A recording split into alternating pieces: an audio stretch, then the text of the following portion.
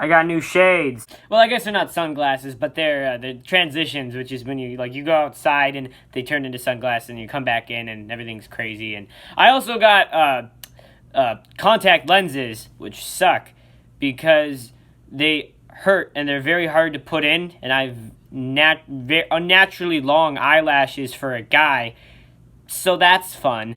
Anyways, the real business of today is we're talking about Big Brother because I feel like it's been months since we've talked about Big Brother, and I could be wrong. But anyways, it's official that Big Brother 23 is coming back in the summer, and the casting process is still underway. And, I feel weird saying it's official that it's come back because there hasn't been any big news like, oh, Big Brother 23, it's been renewed, blah, blah, blah. We just really didn't hear much about that renewal. It's kind of a given that it comes back every summer. Can you imagine a summer without Big Brother? But while we wait, I figured I should give a few more seasons the ranking treatment. I really only have talked about, the two most recent seasons, and I have seen other seasons. I think it makes sense to go in chronological order, starting with Big Brother 1. Okay, so it turns out that Big Brother 1 is a completely different show. Say what you want, we're just gonna kind of pretend it doesn't exist and leave it out of the canon. So anyways, we're actually starting with Big Brother 2, the actual first season. The season that shaped Big Brother into the show it is today, even though it was a lot more social-oriented with less competitions and more of the house's decisions were based off of who was rubbing people the wrong way. Now, that's not to say that there wasn't any true social gameplay. I mean, there kind of had to be. So anyways, let's get on with the ranking, because this season was definitely an interesting batch of people.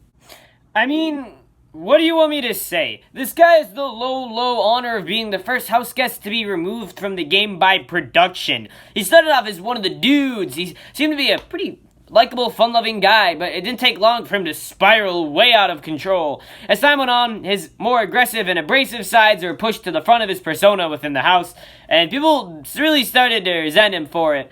Luckily for him, this was at a time in Big Brother where the veto didn't exist, so people couldn't really get backdoored, so it's not like HOHs were like, we gotta take care of this guy. He was safe from nominations for that 1 week, so it looked like the rest of the house was just gonna have to put up with his garbage for just one more week, and, then they'd probably get him out. But they didn't know just how much they could handle. He was really starting to get more and more agitated at Kent, and his behavior was getting increasingly violent. Then came a fateful night right before the first eviction of the summer, and it all came to a fever pitch. You know what I'm talking about. So he got really drunk with Krista, and they got a little, intimate. And apparently their idea of a good time included him hitting her with a broom and holding a knife to her throat while they made out. Weirdos. Of course, production, with their zero-tolerance policy to violence, immediately kicked him out before the first eviction even happened. And what's hilarious about all this is that afterwards, Julie Chen interviewed him. It felt more like an interrogation. Justin didn't even think what he did was wrong. He genuinely couldn't think of why he was kicked out of the house. It's hysterical. It's honestly hard to remember that she's technically a member at Chilltown. Same thing with Krista, sort of. It gets more complicated there, I feel. It's just the main two members of Chilltown are way more iconic, so they sort of fade into the background. Shannon was the ill-fated showmance of Dr. Will. She suffered from a bad case of early power syndrome, where she rose to power too fast, and everyone else got sick of her pretty quickly. She was allied with the first two HOHs, and not only did she establish herself as an early threat, she was rude, too. She had constant quarrels with other house guests, namely Autumn, and she even allegedly fat-shamed her by putting a bag of chips on her bed. At least that's how the story goes. But all the she said, she was still quite an unsavory player in the house. Probably the most controversial part of her entire game was that she went into the house with a boyfriend she appeared to be having a pretty serious relationship with, but either she was playing him or Dr. Will is just that big of a lady killer that she forgot all about him and leapt into that plastic surgeon's arms. What's worse is this controversy with her boyfriend wasn't just a juicy tabloid, it was widely known. I mean, it was a key plot point in the editing of a lot of the early episodes of the season. That's how big it was. Oh, Autumn. You see, there are some people who just aren't meant for Big Brother. This is Autumn. She's a good person and all, but it just wasn't in the cards for her. What's worse is that she had made some friends, albeit a few enemies, I think the key to her early eviction was she was just sort of a weak link, and in the early seasons of Big Brother, a lot of the reward challenges were team-oriented, so that meant that if she failed, her entire team failed.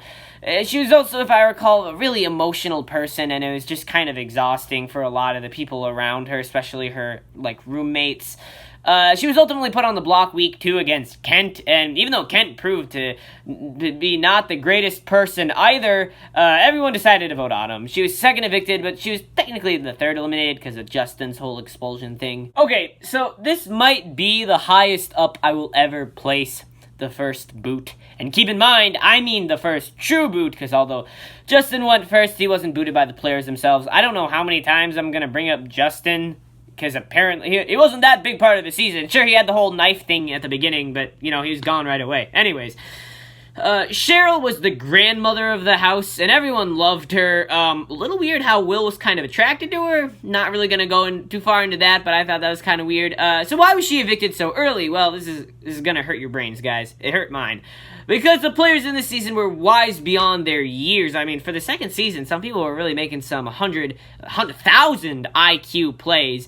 And for only the second season, yeah, a lot of them really knew what they were doing. So it's week 1, and Mike Boogie wins the first head of household. At this point, Nicole is getting on everyone's nerves.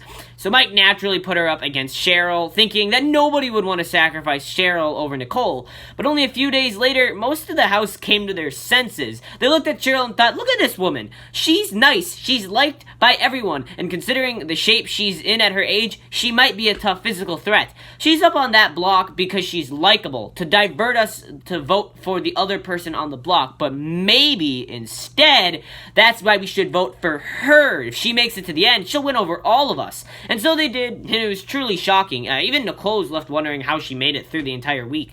For some reason, it feels like Kent lasted longer than he actually did. He placed 7th overall in the season, which out of 12 isn't too impressive, but considering the first 4 weeks were pretty intense, it felt like he was there for a long while. Going into the house, it's pretty clear that he was the granddad of the house, grandmom, granddad, back to back. It's perfect. And it was pretty interesting seeing his backwards views kind of juxtaposed with the rest of the house. And that being said, he found his footing pretty quickly. He found an unlikely bond with Bunky and ended up as part of the majority alliance, at least for a little while. After Boogie's eviction, the only true member of Chilltown remaining was Will, and Will. Hardy was HOH, big shocker, and Kent, who was at this point sort of slipping within the group, starting to get on people's nerves. He quit smoking in the house, so of course he was a little bit irritable. He found himself on the block with Will. At this point, Will's status in the house had dropped from public enemy number 1 to just a common nuisance, and apparently Kent was really starting to annoy people, so the entire house chose to vote for him instead. But one could also credit this to just being up against Dr. Will, which is never a good thing. I'm honestly surprised how low I put the runner-up of the entire season. Nicole started off as the decoy first boot. Week 1, she was even more unlikable than Will, if you can believe that. I already explained how she narrowly escaped eviction week 1, but after that, she took off. She established the Other People Alliance, or TOP, which that whole alliance is kind of ironic because it was made to combat Chilltown, but in actuality, TOP was more powerful than Chilltown when it came to numbers and, comps, because you had, Hardy, who won, everything.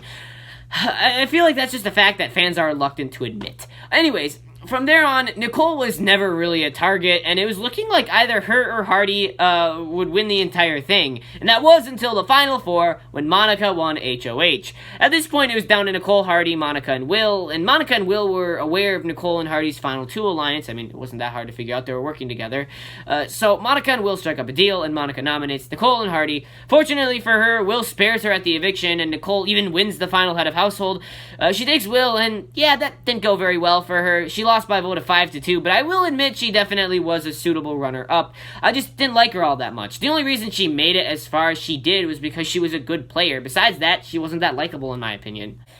For some reason, going into the season, I thought Boogie was gonna win, because most seasons had already been spoiled for me, because I love to do that for some reason. And I remember this was his first season, I just didn't remember how well he did. Newsflash, he didn't do well at all. He was the first head of household of the season, which made him the first head of household in BB history, considering Season 1 didn't have HOHs, because Season 1 sucks. He was pretty well liked by everyone at first. The HOH competition was essentially a popularity contest, so he had to be likable.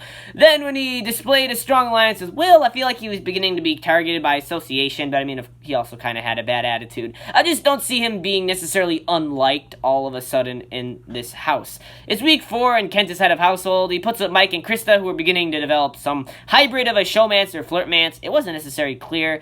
Krista was, because of this, was somewhat associated with Chilltown, despite her also being aligned with members of TOP and the other allies. I think that's probably why he went instead of her.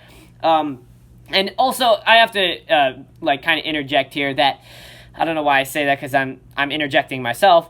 It's very weird how Mike proposed to Krista at the end of the season. Like, there wasn't a jury house, so they could just do whatever they wanted after the season. So, of course, they hung out. I don't think that was a long enough time to spend with each other. Even though you're in the house, you, proposed to her on live TV. I mean, no wonder it was broken off right away. But anyways, this was a pretty obvious eviction because of that, and Mike was sent packing. At least he got to redeem himself on All-Stars, though. The golden boy of this season, but rightly so. This guy was a challenge beast, winning 3 head of households and not being nominated once until his eviction late in the game. And now these days, 3 head of house... You know what? 3 head of households is still actually pretty impressive, even in today's standards. But when you think about this season, there's 12 people in the house, so it's even more impressive.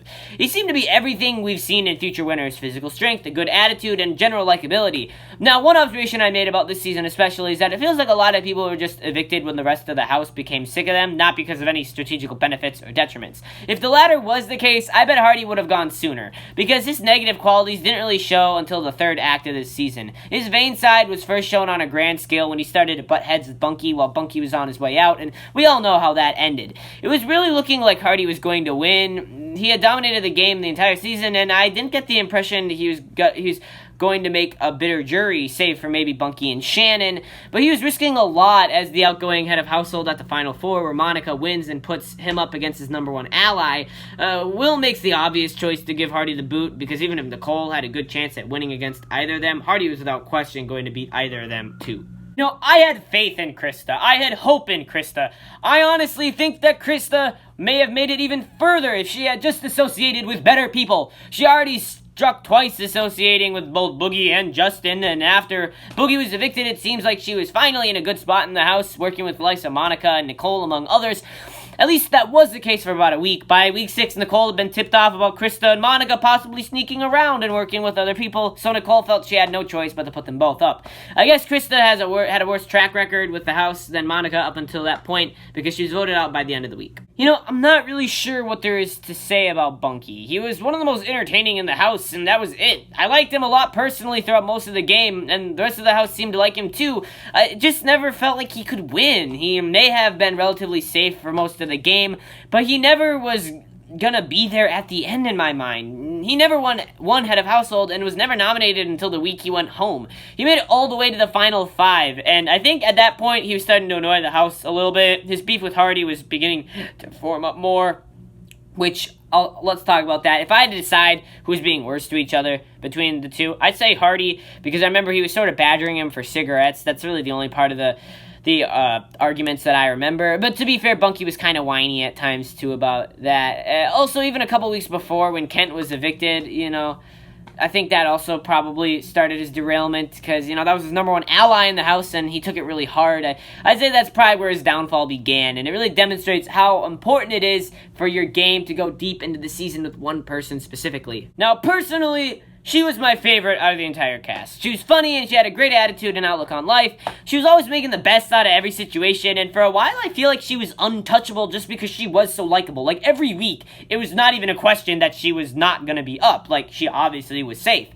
Similarly to Bunky's derailment, however, I feel like her game started to crumble a bit after week 6 when her number 1 ally, Krista, was evicted next to her on the block. Her ties were somewhat cut with Nicole and Hardy, and the only reason Hardy didn't put her up again the next week was because Will and Bunky were bigger targets in his eyes. And after that, realizing she's alone in this game, she makes a deal with the devil. At the Final 4 head of household, she makes a deal with Will, and it was that dreaded endurance comp where they had to go as long as they can, lying on a waterbed with one hand on their key at all time. Once Nicole is out, Will decides to drop out too, leaving Monica with the head of household key. She, of course, nominates Nicole and Hardy, and this is probably the first big no-brainer nomination decision in Big Brother history, and still is probably one of the biggest to this day. Of course, Nicole wins final head of household and votes Monica out anyways, probably because she thought she could win against Will. But speaking of which, well, you thought I wouldn't have Dr. Will at number 1? I'd get my entire channel taken down. Now, most classic age fans, I should say, of the show, stand by that he's the greatest player to ever play the game, which, yeah, as good as he is, I'm not so sure about that. There's no denying he was the best in BB2, though. That's a fact. This was his game to lose. He came into the house with little friends, and most people didn't like his cocky attitude. Whatever friends he did have were weeded out fairly early in the game. If we look at the nominations every week, it's staggering. Will was nominated for eviction a whopping 4 times, which, once again, doesn't sound like it's a lot nowadays, but this is Big Brother 2, when there were only 12 house guests and there was no veto. So that meant that he was on the block for 4 evictions and dodged all of them.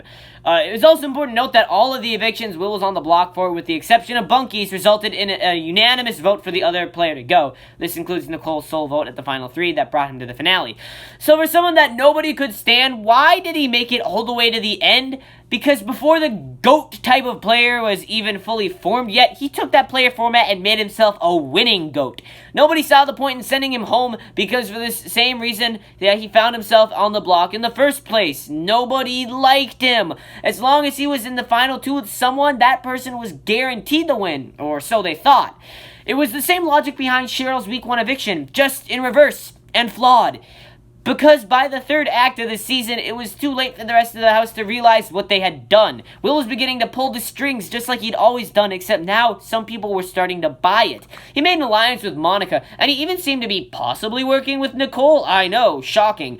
But there's this one scene from the season that I think perfectly encapsulates just the kind of player that he is. He's talking to Nicole, and he tries, and somewhat succeeds, in convincing Nicole that she secretly is in love with him. And considering that whole controversy with the 2 of them in the hot tub, maybe he was right. Either way, once they got to the finale, maybe Nicole was the comeback queen, the clear master of the house. But Will did something the jury found even more impressive. He tricked the entire house into keeping him around as long as they did. And he didn't even have to rely on that argument that much. He was already pretty much guaranteed to get Boogie, Monica, Shannon, and Krista's vote, except Shannon's vote was nullified along with Bunky's as part of that twist. Luckily for him, Kent and Cheryl chose him over Nicole too, making him the first true champion of the game. So, long video, somewhat. It's a little bit shorter than the ones I made in the past, but I'm going to try to cut it off here, but I will give you a little teaser about the next video that I have planned, and I'm apologizing, it's been a really long time since I made a video, too. But my next video has something to do with a famous airplane.